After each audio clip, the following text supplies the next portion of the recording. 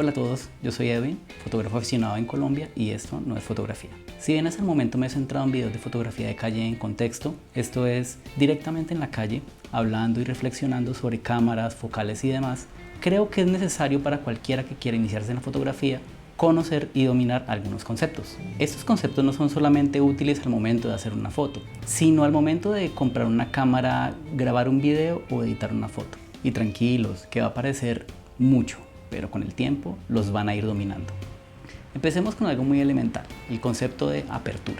La apertura es un concepto asociado a las lentes y se refiere a la cantidad de luz que una lente es capaz de captar, de recibir.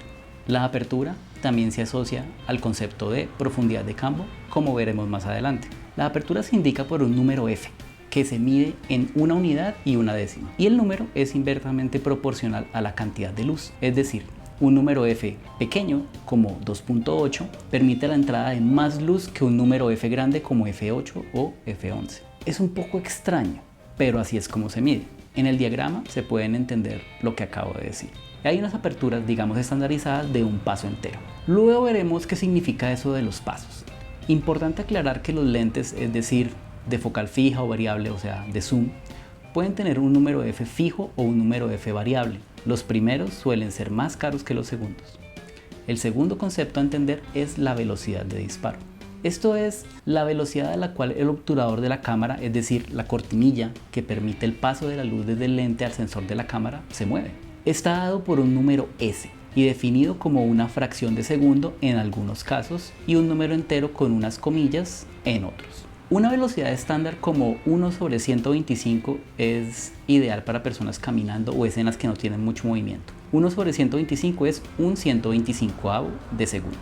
Pero si lo que necesitamos es capturar un vehículo que se mueve, un animal que corre o personas que se mueven rápido, como en un juego de baloncesto, ya tenemos que ir a velocidades más altas, tipo 1/1000 o 1000avo de segundo. Si por el contrario no tenemos algo que se mueva rápido o que no se mueva del todo, como en una foto de producto o un paisaje, o queremos captar estelas de luz, podemos usar velocidades lentas tipo medio segundo o incluso de varios segundos. Al igual que en la apertura, hay velocidades de disparo estandarizadas medidas en pasos. Ya más adelante veremos lo que significan los pasos.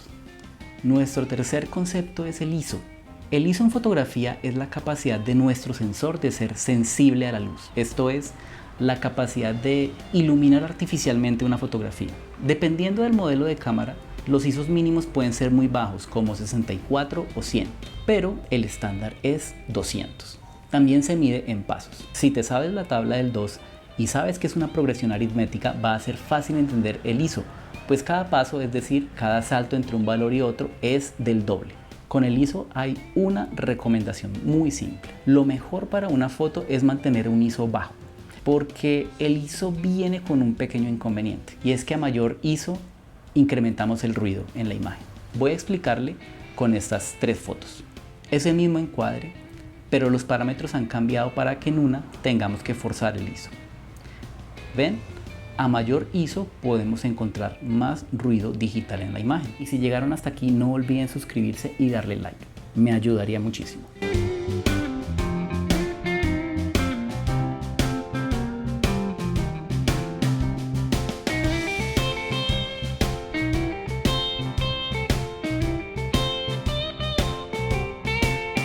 Por eso es que es necesario que nuestra fotografía esté bien expuesta. Y la exposición es nuestro cuarto concepto. Voy a tratar de explicarlo como me hubiese gustado que me lo explicaran a mí hace unos años. Saber exponer es quizás la habilidad más importante que debe manejar un fotógrafo. Pero, ¿qué es exponer? Podríamos decir que la exposición es la luminosidad promedio de una imagen dependiendo de cuánta luz llegue al sensor. La luminosidad, eso sí, depende de si estamos haciendo fotos en el exterior con mucha luz del sol o en un ambiente cerrado muy iluminado o en la noche o con un flash. Es decir, si hacemos una foto a las 10 am en un día soleado y si hacemos la misma foto en el mismo lugar pero a las 5:30 pm, la exposición va a ser distinta porque la cantidad de luz disponible va a ser distinta. Sin embargo, con nuestra cámara podemos ajustar la exposición para, digamos, iluminar u oscurecer la imagen, manipulando uno o más parámetros. Y los parámetros que podemos cambiar son justamente la apertura, la velocidad de obturación y el ISO. Pensemos en estos tres factores como aquellos que podemos modificar o manipular para que, digamos, su mezcla nos ofrezca una exposición en concreto. Podemos lograr una imagen muy iluminada o sobreexpuesta, o una imagen oscurecida o subexpuesta, o una con una exposición que coincide con lo que nos indica el exposímetro de la cámara. Porque sí, nuestra cámara tiene un exposímetro digital que todo el tiempo está midiendo la luz y se indica por una barrita en la parte inferior. Y cuando el indicador está al centro, podemos hablar de una imagen bien expuesta.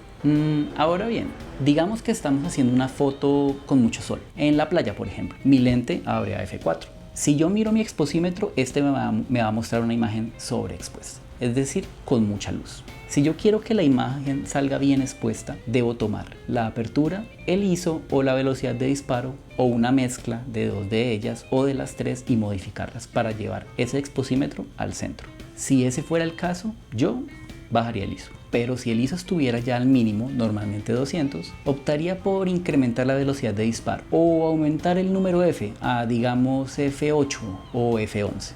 Recordemos que de preferencia de día deberíamos usar el ISO mínimo de nuestra cámara y modificar la velocidad de apertura para ajustar la exposición, igualmente la velocidad de disparo. De noche deberíamos usar la apertura a lo máximo que dé nuestra lente, una velocidad de disparo lenta para permitir la entrada de más luz y elevar el ISO al punto que no genere demasiado ruido. Pero tranquilos, el ruido con los programas actuales se puede corregir muy fácilmente.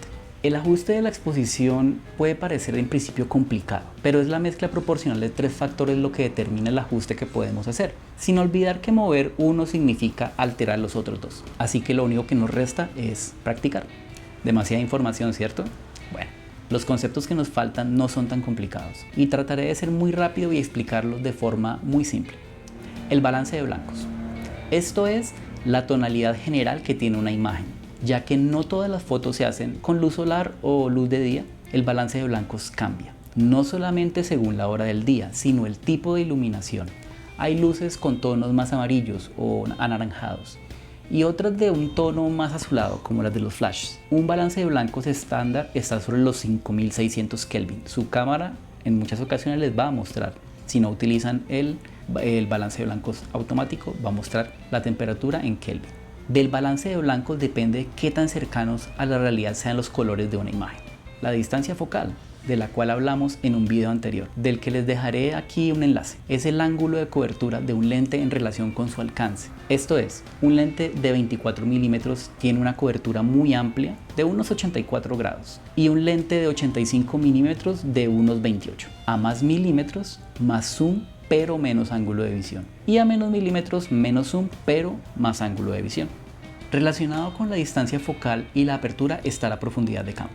La profundidad de campo es la zona de una imagen que aparece nítida y enfocada. Todas las fotos tienen un punto sobre el cual nosotros enfocamos. En una foto de retrato, por ejemplo, normalmente es el ojo que está más cerca de la lente. Pero bueno, también hay una zona por delante y por detrás de ese punto de enfoque que también está más o menos enfocada, y otra normalmente atrás que está completamente desenfocada o menos enfocada. ¿Qué tanto de una imagen está enfocado? Va a depender de la distancia focal que usemos y de qué tan cerca estemos del sujeto. Cuando el área enfocada es muy grande, podemos decir que tenemos una imagen con mucha o con una profundidad de campo muy larga. Si el área enfocada es pequeña, podemos decir que es una imagen con poca o corta profundidad de campo.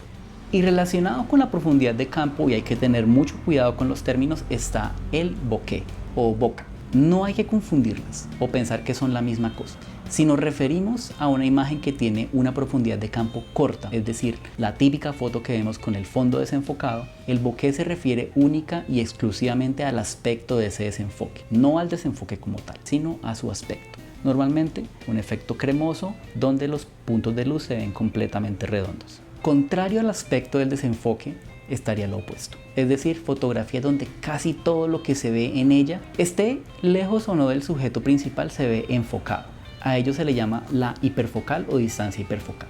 Se suelen lograr con números f muy grandes como f8, f11 o f16, recordando que esos números dejan entrar poca luz y por lo tanto debemos compensar, no olviden esa palabra, compensar la exposición subiendo el ISO o bajando la velocidad.